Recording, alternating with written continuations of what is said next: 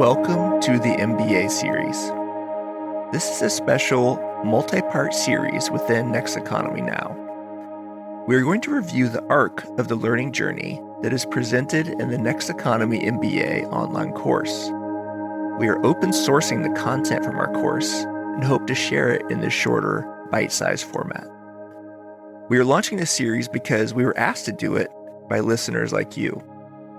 We're also doing it because we are writing a book entitled The Next Economy MBA, Redesigning Business for the Benefit of All Life, which will be published on May 23rd, 2023 by Barrett Kohler Publishers.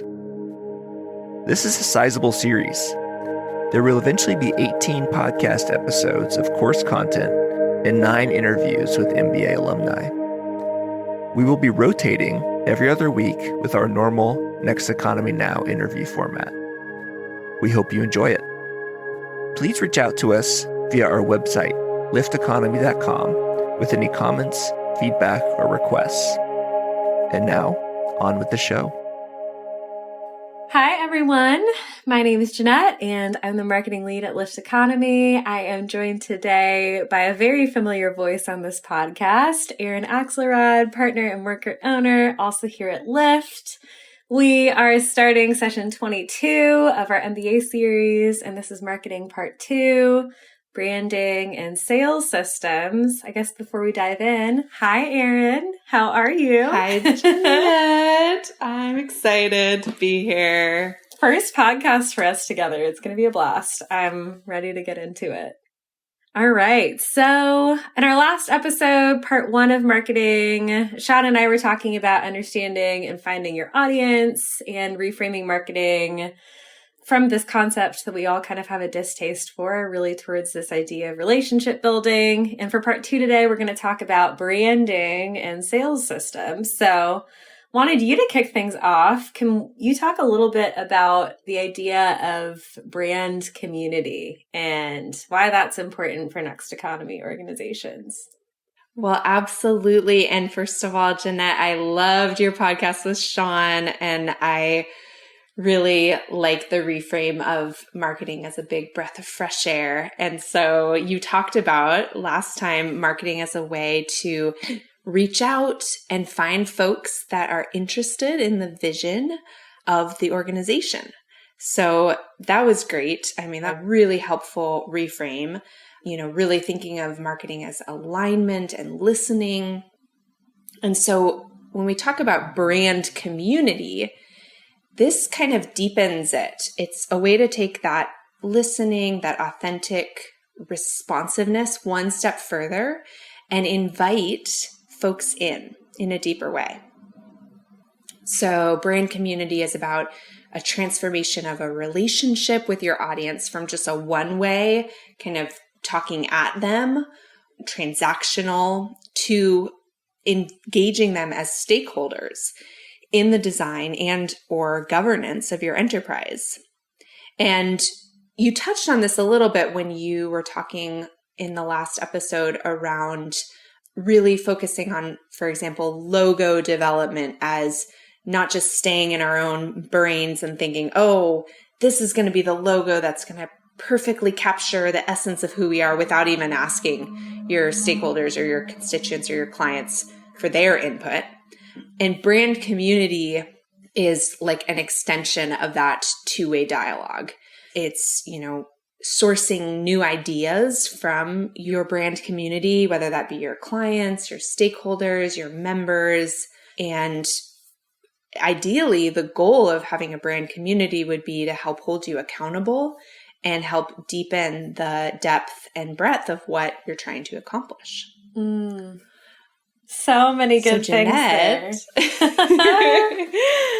How do we actually build these types of brand communities? That's a great question. Before I dive into that, I just want to say, as you were describing this idea of brand community, I was just having this felt experience of like the word community. I think as marketers or like in any type of role, when you feel like you're the person who has to come up with all the ideas and be self-accountable and like think about what's going to resonate with your audience and just have to guess all of that, it feels really tense and it can feel really isolating. And so I love that you mentioned this idea of like deepening relationships and actually inviting people in. And I'm getting this sense that, yeah, anytime I ask you or just other folks on our team for insight and advice, it feels very rich and it feels a lot less isolating. So hoping that folks listening are realizing that this is not just like a great thing for the organization, but that felt experience as well. But how do we do this, I think was your question. So a couple of things that we like to talk about when building brand communities. This is going to be familiar from what Sean and I talked about in our last conversation, but we really want to focus on building long-term relationships. So good marketing and communication takes time. That doesn't really resonate in our business as usual capitalist environment, and that's okay. We don't need it to. It involves a lot of listening. Like if you're trying to have a really great friendship with someone, it means that you like take the time to listen to their concerns and needs and value their input and insights and advice. And you can't do that all at once at a mass scale. You really have to take the time and be intentional about the folks that you're trying to connect with. That doesn't mean that you have to have one-on-one conversations with everybody, but it does mean that maybe before you launch a new product or come out with a big brand campaign, that you're actually taking the time and saying, hey, who is this landing with? Who is this for? What are their potential responses? And can we invite them into that process? And taking those few steps back to really make sure that the things that you're communicating are really in integrity with your audience and you're being responsive to that. I think a second piece of that brand community is really communicating authentically and as directly as possible. I know that you mentioned that traditionally this idea of brand community and marketing can feel very unidirectional. So I'm telling you what you need. I'm telling you how your life is wrong. I'm telling you why this company is the greatest and you need to buy this product. And that doesn't really invite a lot of response. People are either for it or not. And if you don't ask them questions, you're never going to know why this may not be a solution or actually even why they've chosen you compared to alternatives. And so something I really, really love when companies and brands do, particularly in our socioeconomic climate, is saying, hey, here's what's happening with us right now. We're considering this idea of carbon neutrality or like scaling back or making a big decision to like be more equitable in the way that we do things. We actually don't have a perfect idea of what that looks like, but we want to express this intention and authenticity and like let you know that we're responsive and want to hear from you.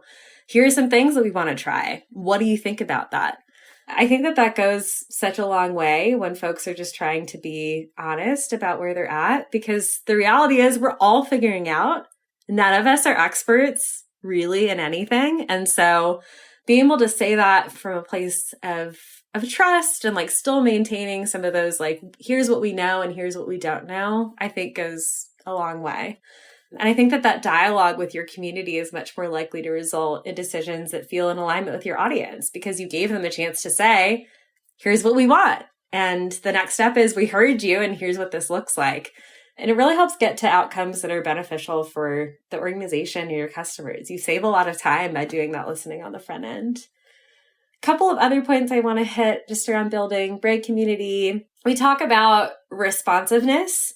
This is something I find super surprising with organizations. Companies can spend so much time and money and energy on marketing and so little time responding to their community. So people will leave emails. Hey, I bought this thing and it's not working the way I needed it to. Or I left a comment on your Facebook page and it's unresolved. Or folks are just trying to get help or they have questions. And these are people who already believe in you. These should be the people that you are responding to first. If folks in your community aren't having a good experience, I'm a little confused on how you're going to draw more people into that.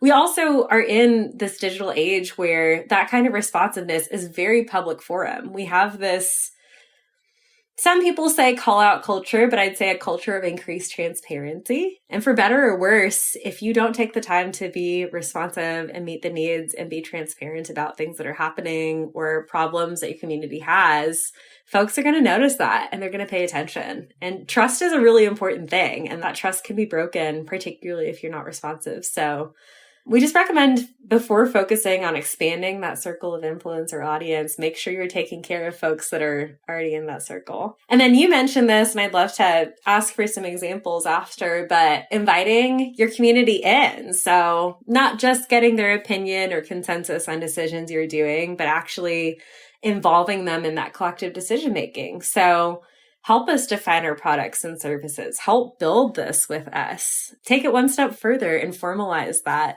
Have folks become owners, which I know you're super excited to talk about, but really, again, making that community as deep and as rich in all the ways possible. So obviously, I know you have a lot of experience with this, and I would love to hear about a couple of organizations that you think are doing brand community really well. I love this, and I really enjoyed the process of thinking through some unconventional examples because, yeah, we can point to sort of the typical way this shows up in terms of influencers utilizing a product or service and, doing like a little Instagram reel about it. And that's one way to do brand community. But these examples that I'm going to share, I love because they really exemplify that depth that we're talking about. So the first one is Tonka Bar. This is a product that is created by an Indigenous-led community. The company is called Native American Natural Foods. And the origin of this product story really originated on Pine Ridge in South Dakota, which is an area that is undergoing extreme poverty, many sort of examples of disparities in health, and it's a community that's facing high rates of diabetes and obesity. And the two founders, Mark and Carlene, who founded this company, really from the very beginning of its inception, they asked the community, what do you think of this idea? How is this brand going to benefit your life and your community and some of these challenges Pine Ridge is facing? And the idea was proposed to, I think, over 180 stakeholders at a gathering, an Indigenous gathering. And the idea that was proposed is that Tonka Bar is based on a traditional recipe called Wasna. It's a traditional Indigenous way of using bison and combining it with a high acid fruit like cranberries, or to make a naturally preserved bar that you can take with you that can be great for sports events or, distance running or traveling. And the idea was that, can we create a bar that can both rematriate bison to the lives, lands, and economies of Indian people, also provide a healthier snack alternative for folks on the res to be able to grab and go and get high quality, nutrient dense food that's an alternative to like the snacks that are, so prevalent in gas stations all over the res.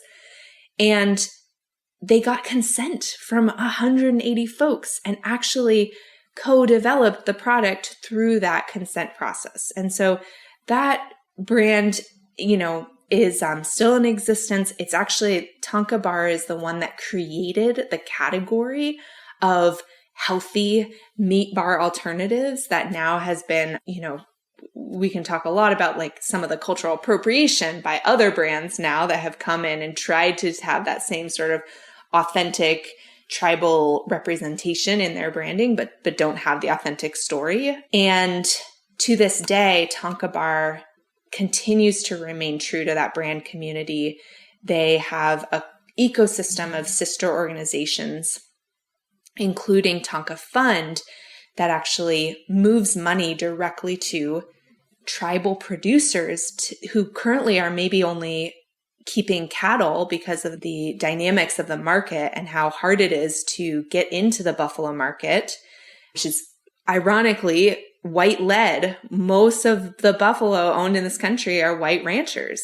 And so Tonka Fund mobilizes money and resources to tribal producers, Indian producers, to acquire their own bison herds. And so we have this brand community that from its inception asked for feedback from the stakeholders that they were trying to serve, and to this day continues to maintain that commitment and connectivity to the stakeholders and the ultimate vision and mission of what this product is trying to do.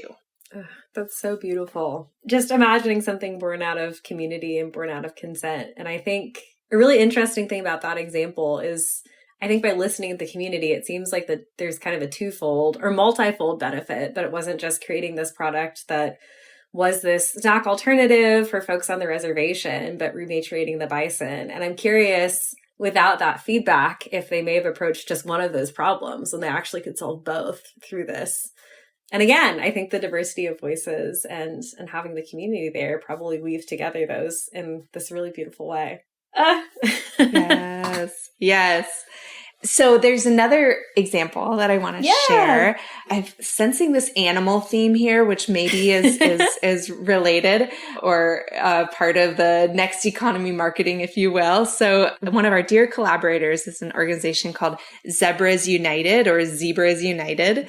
And Zebras United is this organization with a mission to really counter the narrative that like venture capital, hockey stick growth returns is the only way to grow and become a successful entrepreneur. And the goal of this organization, Zebras United, is to transform the culture, capital, and community to create the next economy. So it's a founder-led movement really around, cultural transformation, capital formation to build more movements around entrepreneurship that serves everyone.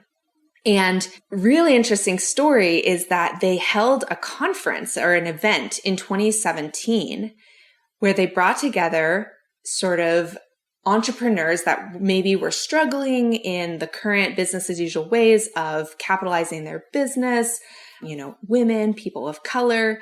They had this big event in 2017. And out of that event, they realized that they wanted to design the organization as a cooperative structure.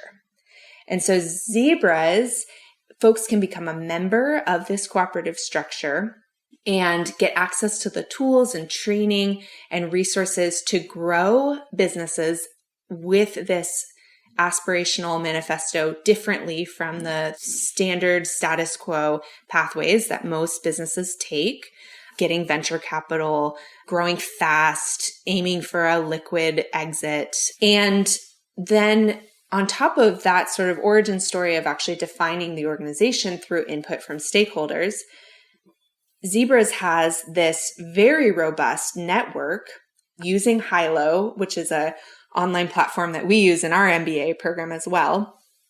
That's sort of an alternative to the standard social media platforms like Facebook. It's way better than Facebook. Hilo is the place to be, folks. And so they have this Hilo platform where they connect. They have these global place-based Zebras affinity groups that are working in their own communities, and they have communities all over the globe. And then Hilo is a place to federate and connect each of those communities. So they've developed this really robust network of actually an infrastructure to get feedback and get information out to those community stakeholders and get input back in to then reinform the entirety of the organization. So good. I feel like this could be the whole focus of the podcast is like folks who are taking the time and building a response to needs. And what a beautiful thing that's emerged out of that. I didn't know that it was an event that they had held that built that. But again, amazing what happens when you listen to what folks are telling you and what they're asking for, right? And there's the fun marketing ploy where Zebras is like a antidote to the unicorn sort of narrative in Silicon Valley. So yeah, there's some fun marketing, like bringing in joy and bringing in play into their marketing that I think is worth lifting up in this Next Economy marketing conversation and context. I love that.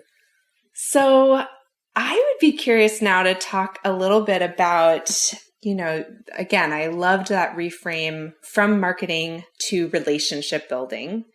And so as we move away from brand community more into this realm of sales, how do we reframe the idea of sales in the next economy? Ooh, this is just another trigger word. We're going really hard on those concepts that everyone loves to hate. But yeah, I don't think if I say the word sales that folks who are listening to this, I'm sure have a used car. I'm sure they've got the buy things now. I'm sure they're looking at the promotion tabs of their inbox and wanting to pull their hair out. But as we talked about in our last episode of really just kind of finding authentic community through marketing, we like to reframe for Next Economy organizations, moving from this idea of trying to sell something to really finding alignment with folks. So this all stems from kind of a departure from that scarcity mindset that the business as usual economy loves to perpetuate. When there's this idea that there's not enough for all of us, we really have to be all things to all people. And this is when we get into this place of selling like, hey, Erin, I'm a lemonade stand, but it sounds like you also need some tea. So I'm just going to grow tea, even though there's a perfectly good person who sells tea down the street that you would be better served by. I'm afraid I'm not going to have enough. So this is when organizations can become really diluted. They can move away from that vision statement and core value proposition and really kind of diversify in unhealthy ways. So when we depart from that, when we take the moment to figure out what is enough and reframe and adjust those expectations, we can really focus on asking that question of who are we actually best equipped to serve? Who are the customers in a community that align with our vision, that align with our theory of change, that align with our skills and ability and capacity? And where are those folks? And let's find the folks that are close to aligned as possible. Obviously, there's some education and some space where we're bringing folks into that fold, but it doesn't have to be this winners take all, grab every piece of the pie situation. Again, I think when people can even focus their energy on finding alignment for the community that is probably out there for all of the things that we have, you're actually going to find better results in your sales strategy when you focus on the people that you have most alignment with, rather than trying to get these folks that are super far afield. We'll talk a little bit about this later when we talk about lead qualification. But yeah, I think that reframe around alignment is a really important piece of it.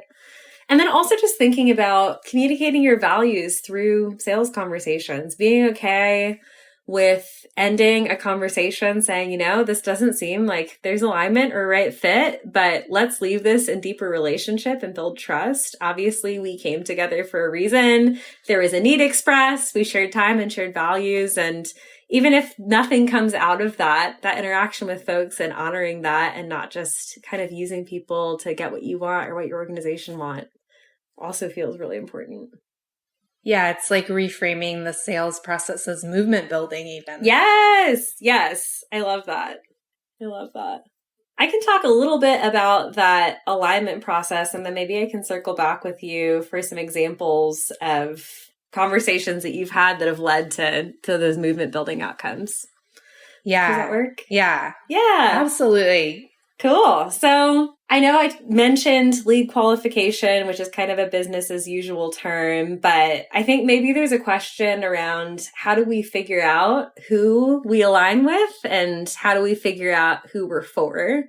So something that I like to use to visualize this is this idea of an alignment matrix. So you think of like two axes.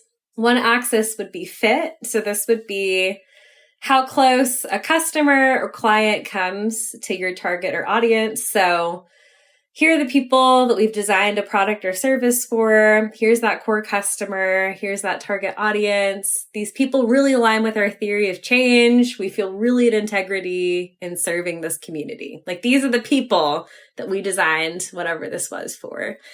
And on the other axis, you have interest. And so that's kind of in their locus of control. So this is how likely a customer or client is to know about your organization and either have a known or unknown need, which we talk about, that they believe that you can meet.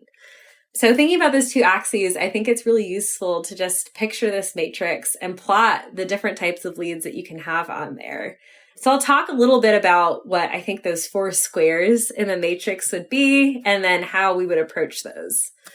So the easiest one I think to start with is folks who are a poor fit. So we really did design this for them, and low interest. So they're not a fit and they're not interested. That's easy. We can disqualify them.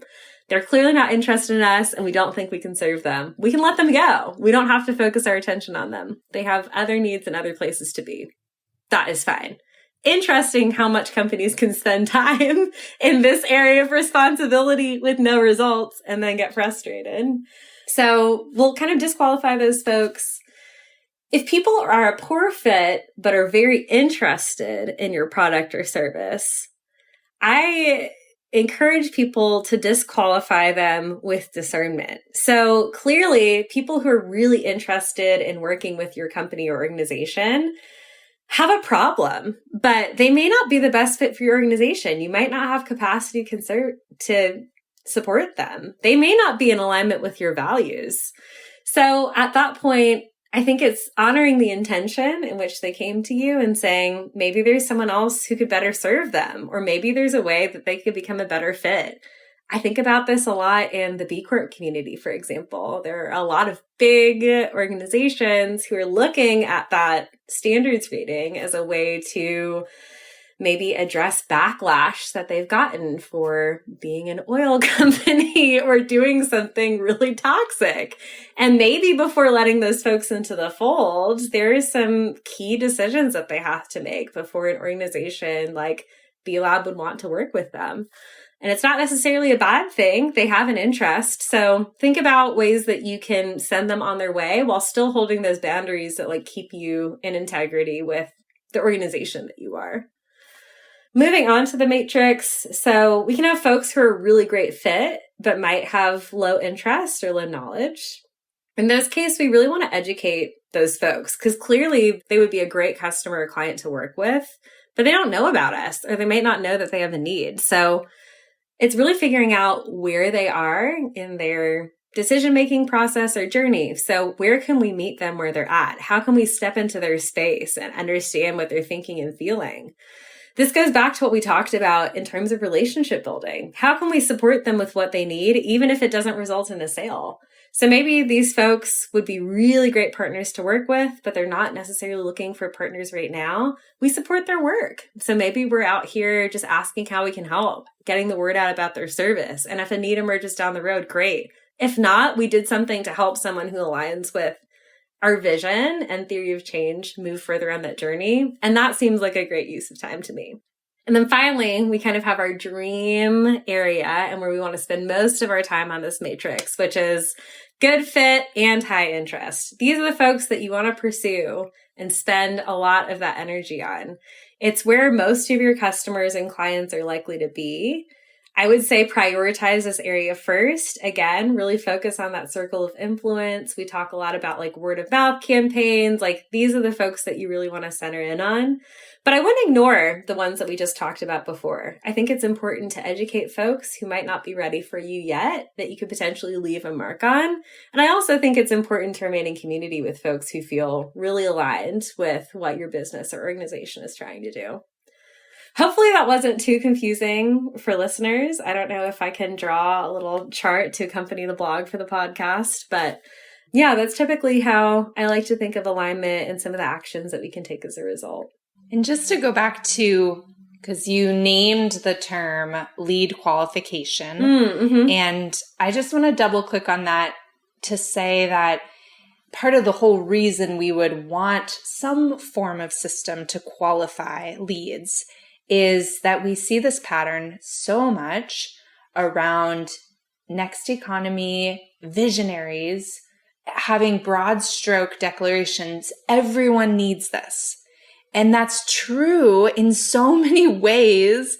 And we know that cash flow is precious and resources are limited, especially for Next Economy companies. And so the ability to cultivate that discernment on an organizational basis and to be able to have a process for how to select your energy output is critical. And so that's where there's a beauty in the kind of qualification. We Yeah. don't want to disown that concept. We want to embody it in a way that authentically mirrors our values. And so I loved when you even were sharing about this matrix, disqualify with discernment and also disqualify with compassion. And, let's direct them to other organizations that can support them so that we're not leaving anyone behind, but we're staying in the area that we're best suited to. Such a good double click. Thank you for following up on that. I've definitely been in that situation myself. And I love this idea of disqualifying with compassion. And even to your point, this is where the idea of federation and community building even becomes more important, because it's like, we may not have the capacity to do this, but we know folks who can, or we know folks who can help you with part of this. And really being in community helps it be easier to say yes to the things that you're really about, and to be able to say no, but here's someone that you can meet in just like a really lovely way. Do you have any? And they can do that right back at you. Yeah. Right? So as we're sending others on to more suitable organizations that can meet their needs, those organizations are going to start paying attention. Oh, I'm getting a lot of leads from Lyft. I wonder, they're doing something right. Okay. Oh, if I have a lead that will fit them, I can send it there. So there is an aspect of reciprocity that we see can happen when we're authentically asking questions around who in the ecosystem is best suited to serve this particular customer's need. Yeah, absolutely. Is there, I guess, from what I shared around this lead discernment or qualification and alignment, are there some examples of where this comes up for you in the work that you've done or the work that you've seen Next Economy organizations do? Well, this is a funny one because this actually speaks to a dynamic in a sector called philanthropy that is really big, where there's a lot of competition for donations and a lot of competition from nonprofits around, okay, I have a scarce budget. I need to be constantly on the hunt looking for donations to support my work. There's also some parallels to investment raising. And so I'm going to talk about how this process of qualification can be applied to raising philanthropic capital or mission-aligned investment capital. The reason I'm going to talk about this is many, many, many entrepreneurs I've spoken with and I've met with, and many really, really important, critical, visionary organizations that I've spoken to waste a tremendous amount of time pitching to wealth holders without qualifying them. And so this process of qualifying, is really the process of discerning our own energy and bandwidth. Is it even likely that this person I'm talking to will actually donate to them, donate to me, invest in my company, support me with the resources? And so just like in sales, it behooves an entrepreneur to think of, or a fundraiser to think of the conversations you have with prospective donors or prospective investors as 70 to 80% of that conversation is about asking questions and listening. And only a portion, 20 to 30% might be around sharing about your offering. This is a paradigm shift in the sales process and especially in the fundraising and impact investment process. And I'm going to go through what this might look like. So for a process or a call or an interaction where you're actually trying to raise donations, the process might look like doing a lot of research up front, even before you get into that call, to understand, okay, has this donor given to similar causes to mine previously? What are they most interested in? Have they shared? And then asking the question, what are you struggling with? What is your theory of change, and what types of organizations are you hoping to find that might fit that? Now, I also want to name that sometimes it can be really, really hard to be in these conversations because the founder, the one seeking impact investment or donations has to have a lot of empathy and tolerance for, maybe this donor has a wonky theory of change that they disagree with. And that would be one moment to disqualify them, right? Then don't waste your time with them. We want to find the people who have a need that meets the offering that we're providing. And at the same time, we can engage in movement building in the spaces to move the sector of philanthropy to listen more to frontline communities, to be less hoarding of wealth. Let's do that too. Can this be a separate podcast episode? Yes, it can. And it's rare that type of culture shift happens in like a one-on-one individual donor conversation where you're using your precious time and resources to qualify whether or not this person is going to write the $10,000 or $50,000 check. Lastly, I do want to name how this kind of sales conversation might look for a product or service. So if I'm selling a handcrafted ceramic and my core business is I make one-of-a-kind ceramics for my community from clay that I've sourced in my backyard. This would look like having questions, maybe at a farmer's market or maybe at a community gathering. What kind of needs do you have for pottery? What kind of products, what kind of pottery do you currently buy? Where do you buy these products right now? How do you get them? And what kind of budget do you have for pottery? All of these questions can be applied to services too. If I'm, delivering like a home meal delivery service and I want to learn a little bit more from potential buyers.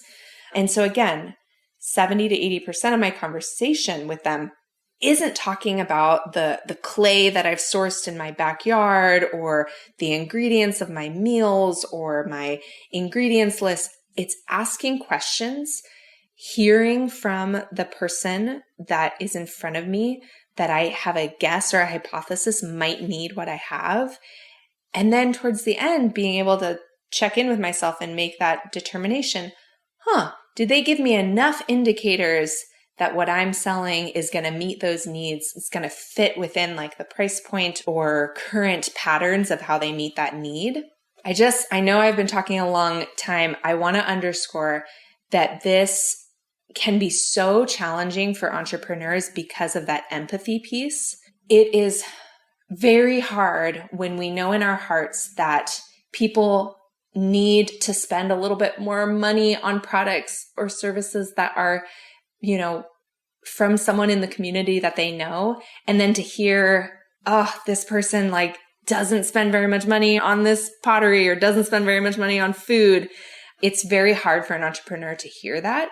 But trying to be as spacious as possible and agnostic as possible in just collecting that data and information is really important for developing our sales approach so that we have a reality check. What is out there in the marketplace that we are having to encounter and reckon with as we go into a sales process? Yeah. That was so good, Erin. It echoes a lot of, I think, some of the threads that we were picking up with even just the marketing conversation and really centering the folks that we're trying to serve in that and holding ourselves with compassion. I've been an entrepreneur. I've started a business.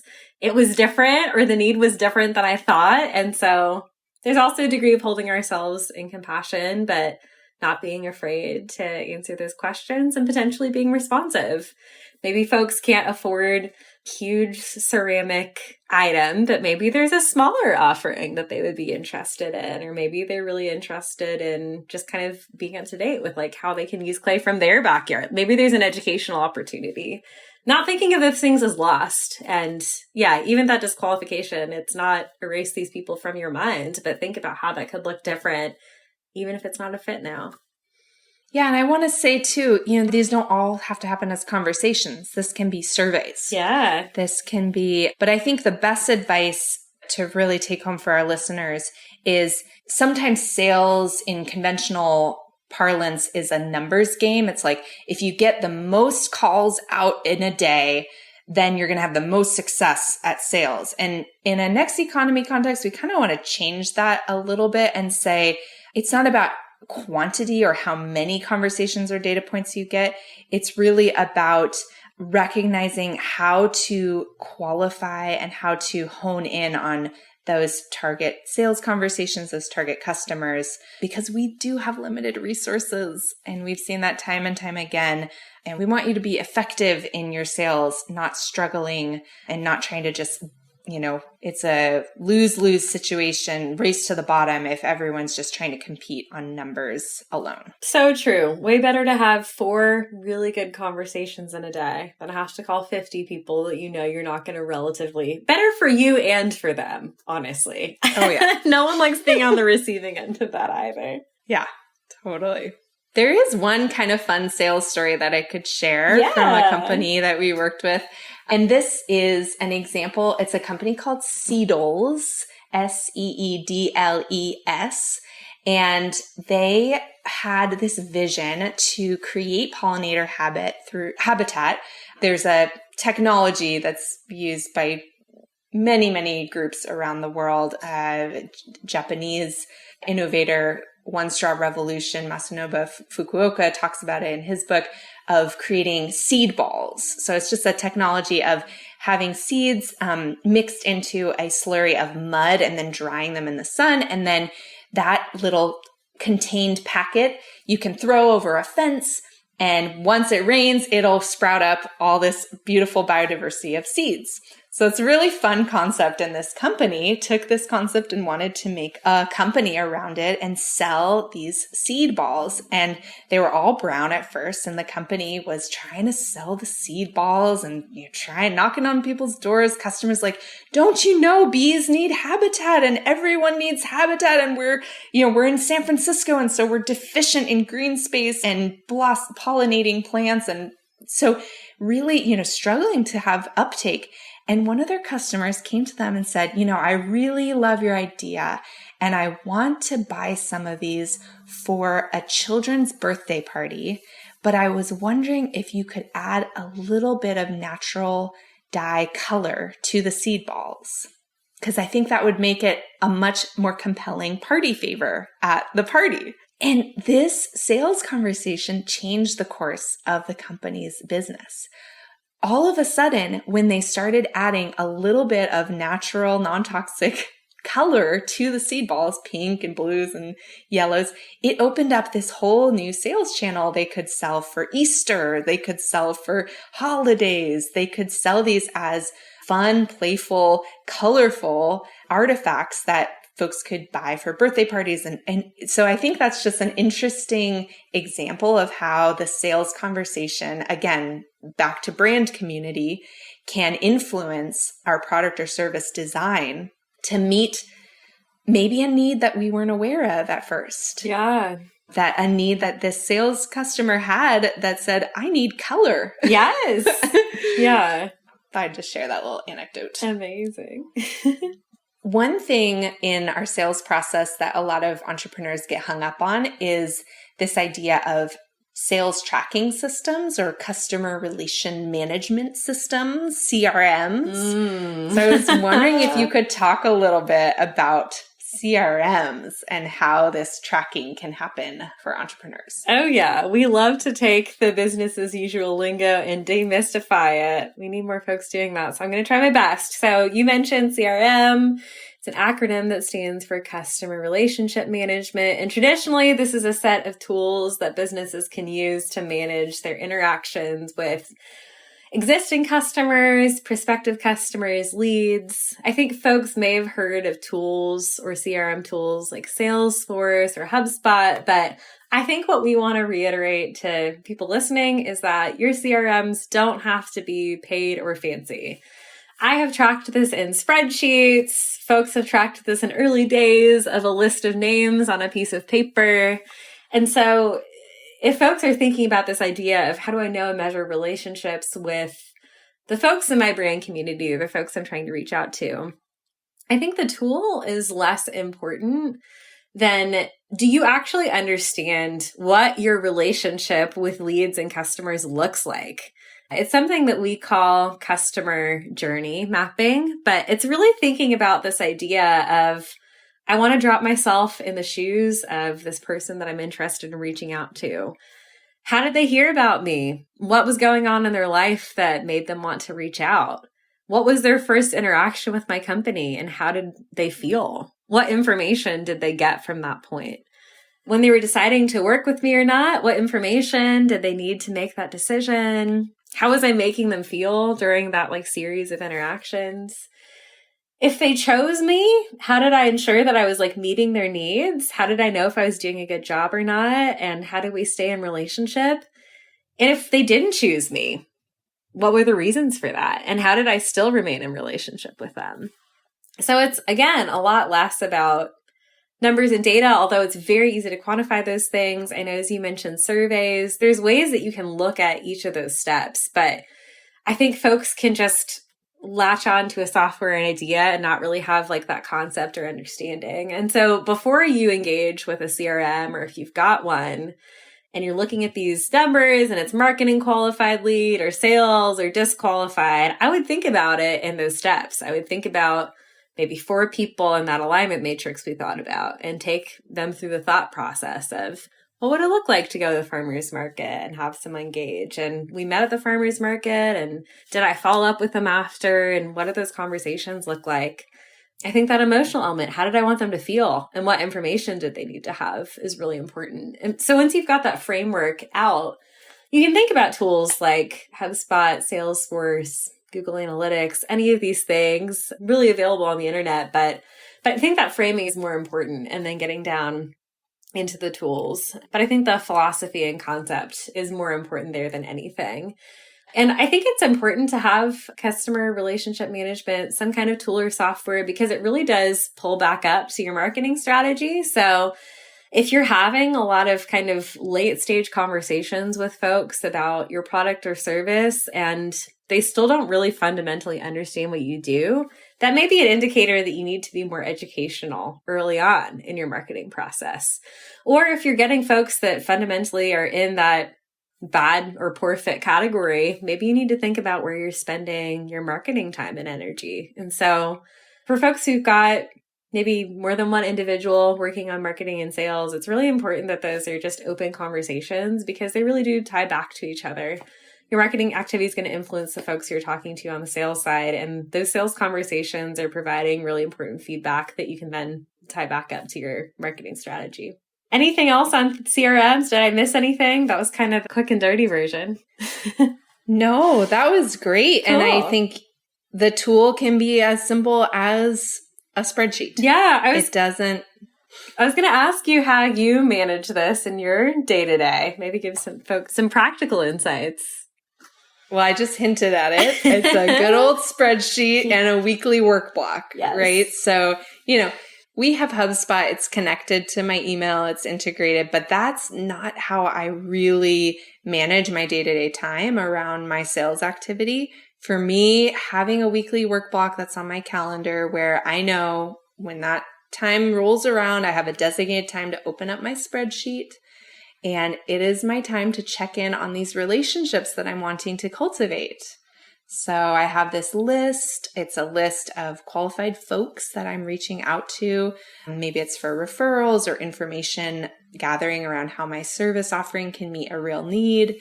And that's kind of like my sacred time where I, have a status column and I said, oh, I emailed that person last week and they haven't gotten back to me. Maybe I'll send them a little nudge.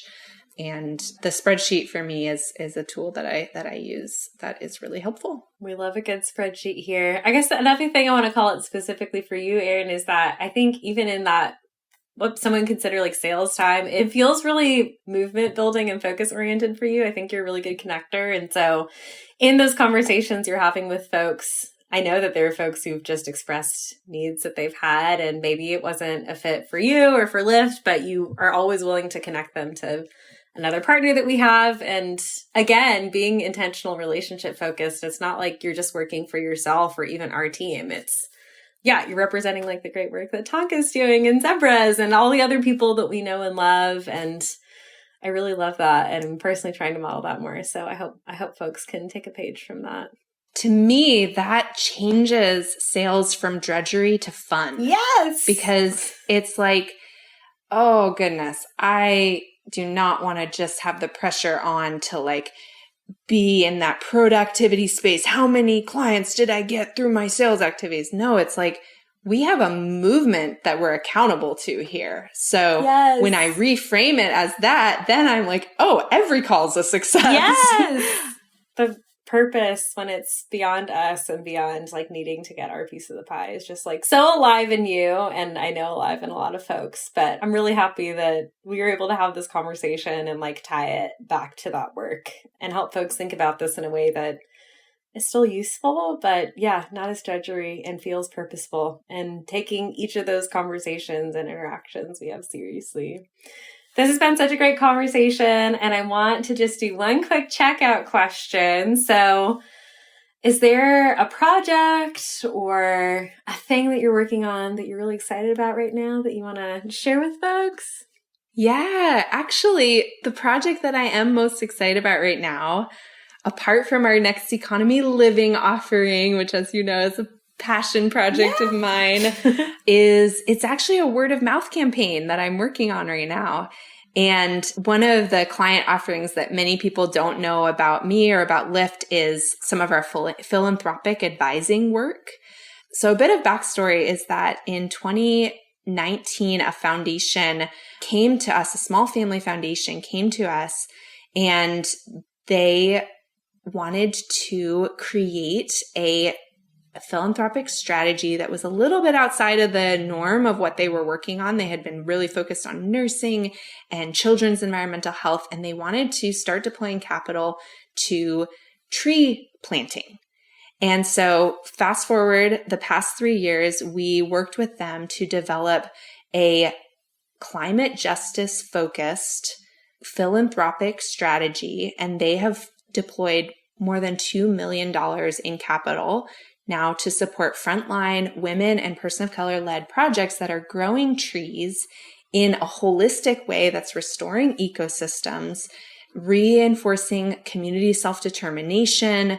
And it's a really unique approach to tree growing in a sector and a whole space where tree planting has become very carbon reductionist and has actually catalyzed some harms as well, which is a bit problematic. And so they're really on the leading edge in this campaign to say, let's not throw the baby out with the bathwater. We can do tree growing, but let's make sure we do it in a way that is community-led and community self-determined. So I have loved this project, and seeing the tangible results of deploying capital to these projects that are so deserving, that are doing such cutting edge restoration work, but are often kind of marginalized or invisibilized.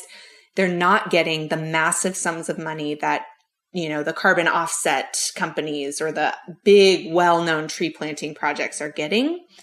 It's really made me realize that I'm excited we desperately need more and more of these family foundations innovating in this space of how to deploy capital in different ways. And so I've been realizing this is not the only foundation that might be interested in branching out into nature-based climate solutions. And so right now I'm in the middle of a series of calls to trusted allies in the space of philanthropy to kind of test out whether my hypothesis that there's more people like this that would like to launch similar grant-making endeavors, whether that's a real one.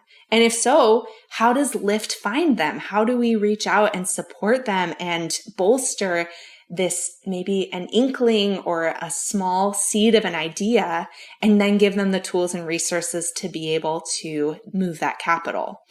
And so far, these conversations are so fulfilling, and it's made this project of quote unquote finding new clients much less overwhelming because every sales quote unquote conversation feels like I just had an opportunity to deepen connection, to authentically listen to needs that people are noticing about the world, and also to deepen my own understanding of what strategies are needed to move more money towards frontline community-led climate justice efforts.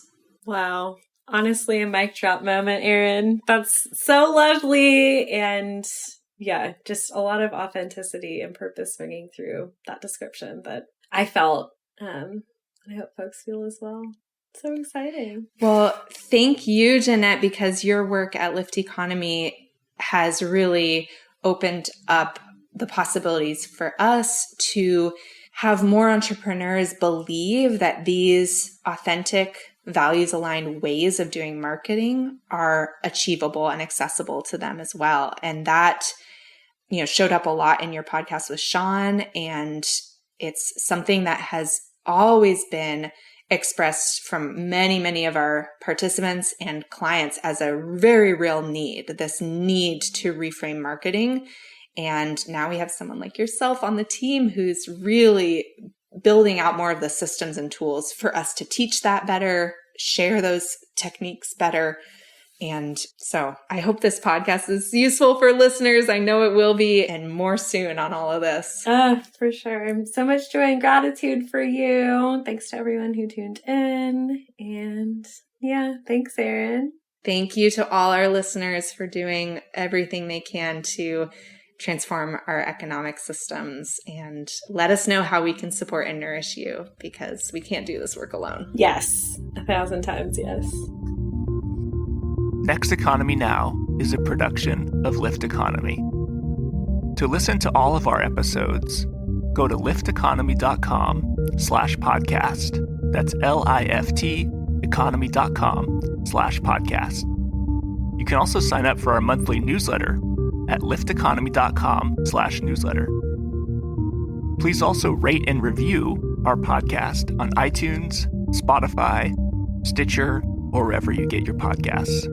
Thanks for listening. Thanks for tuning in to today's episode. Before you go, we wanted to let you know that our spring cohort of the Next Economy MBA begins on March 26th. If you're an entrepreneur seeking to create a business that works for all life, a member of a team looking to transition your organization into one that is more regenerative and democratic, or someone who's considering a career or livelihood transition and embodiment with your values, we designed this course for you. Over this 9-month learning journey, you'll have the chance to learn practical skills around business and life design based on our work with over 250 social enterprises. In addition to live sessions, you can deepen your experience and practice with special sessions, affinity groups, and connections with over 500 alumni who have participated in the course. Interested in learning more? Visit lifteconomy.com/MBA to view our course curriculum and sign up for a free intro with one of our facilitators. If you're ready to sign up, you can use the code PODCASTMBA to save 10% on tuition. We hope you'll join us.